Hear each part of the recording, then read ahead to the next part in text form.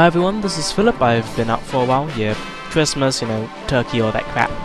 And I feel obliged to come back with, because everyone's doing this, the top games of 2011. Yeah! Okay, so here's the lowdown. I don't play that many games, I wish I did, but I am a student and I'm broke. 3 years, so I only have 5 games on this list. I'm only rating games that I've actually played, so there won't be any Skyrim, there won't be any Bastion, there won't be any Modern Warfare 3. Not because I didn't play it, but because it doesn't deserve to be on any list. Ooh, I'm gonna receive some hate for that. And yeah, so let's get this started. Number 5.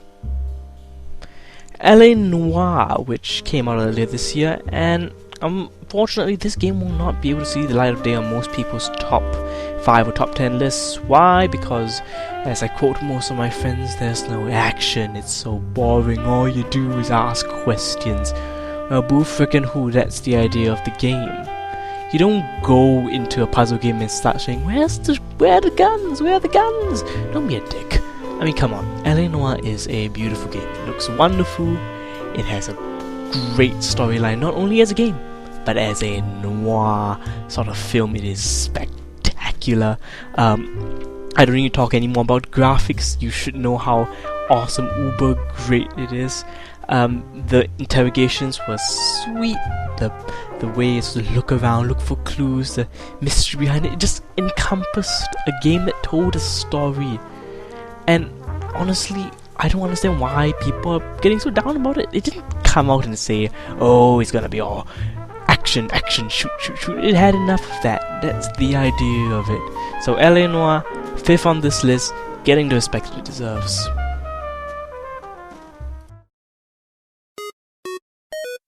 Number 4. Saints Row the Third. Another game that will not appear on many people's lists. Wow, I really am picking the crap ones, aren't I? Well, Saints Row the Third, it's open world, it's good, it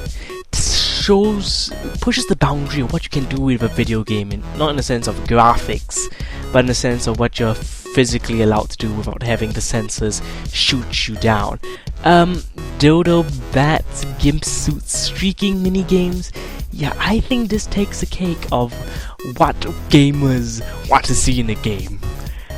Thing about it is that this won't see the light of day on many other people's lists because, well, it's not a big game. Nobody really knows Saints Row the Third, but it makes it on my list because it was fun to play.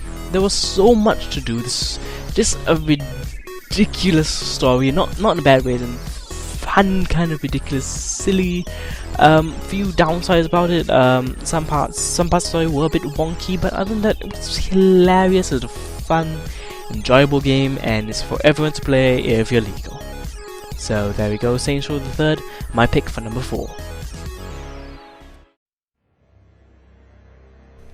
Number 3. Batman, Arkham City.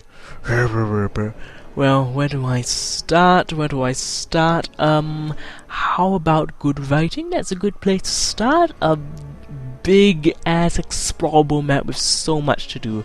I mean, the story is great, it's immersive, the first game just put in a few villains here and here. This game just like, well, we have all these villains we didn't use, let's just throw them into the game. Let's just put everyone, not in the main story, they have their own storyline, so that you spend double the amount of time in the game than you're supposed to. There was so much to like about it. I mean, the Mr. Freeze battle is one of the battles I consider the best boss fights I've ever had. That's how you do a boss fight. Other than that, nothing much else to say. Then it's Batman. If you don't like it, I don't know why. Seriously. Batman, number 3. Number 2. Portal 2 as number 2. Sweet. Okay, there's a lot of sequels on our list, isn't there? Anyway, so Portal 2 receives this for being a game that makes me want to cry. Not because it was touching in any way, it was golden. I mean, this is what you do. you take a premise that isn't that exciting. I mean, it's just simply a puzzle game where you pop up one portal and appear another portal and solve puzzles. Seems simple and it seems boring. Yet they do so much. The first game was like White Rooms. This one they just expand. There's so much to explore of the Aperture Science Laboratories. This time you go above ground, underground, in the ground. Wheatley, the best new character I've ever seen for this year, and just such good writing. I just was in awe of how good the writing was. It was just snappy dialogue, one after another. The story seemed so big compared to the first game. It seemed like such a good game. It is such a good game, and it would have taken the first spot. It seriously would have.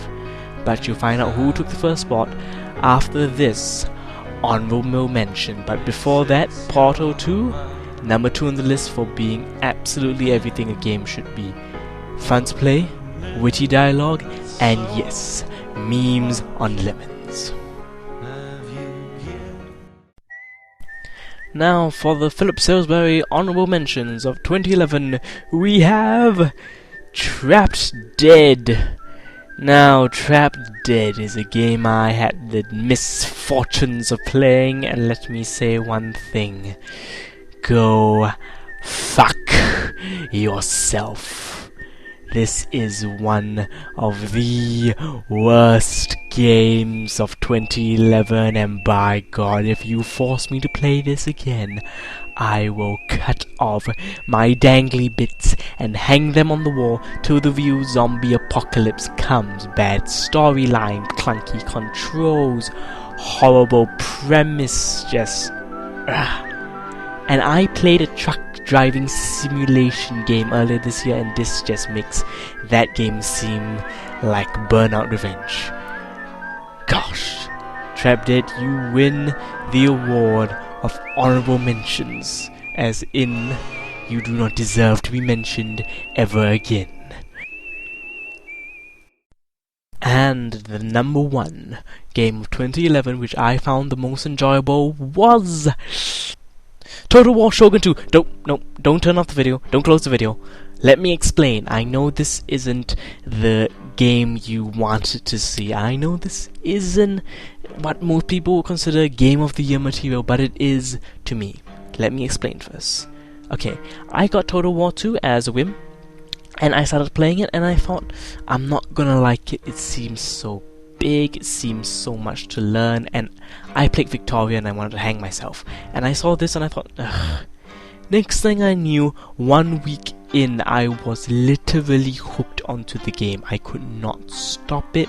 I did not do homework, I did not bathe, I did not eat. I played Total War Shogun 2. It is so good. I mean, for a turn-based strategy, this takes the cake. What you do is you just sit down, build your little empires, build your little people, send them out, and you conquer Japan. With little dudes, with little swords or guns. It is awesome. And if you like to see 1,000, literally 1,000 people with spears fighting another 1,000 people with spears, there you go. There is a battle simulation system that works wonders. The AI is intelligent, just gotta know your way around. And why does this gets my pick for best game of the year? Because it was the most surprising. It shocked me. I didn't think I'd like it. I loved it. I got hooked onto it. And other people who I forced into trying out the game love it too, even though they're not really strategy people. They just get hooked onto it so much. It is so deep, so well thought out. And I know this really isn't a category for like consideration for best game of the year, but all the dedication put into the game after it's done. I mean, 1 standalone DLC, that's already incredible, but two second ones coming out, 2 standalone DLCs. I do resent that you have to pay money to see them have heads chopped off with blood. That's a bad side, but still 2 standalone DLCs. Bravo, sir. Bravo. Total War Shogun 2, you win the Philip Salisbury's Games top game of 2011 that I played. Well, thanks for listening and watching my list of the top 5 games of 2011. Thank you so much, and this has been Philip Salisbury signing out, and have a great new year.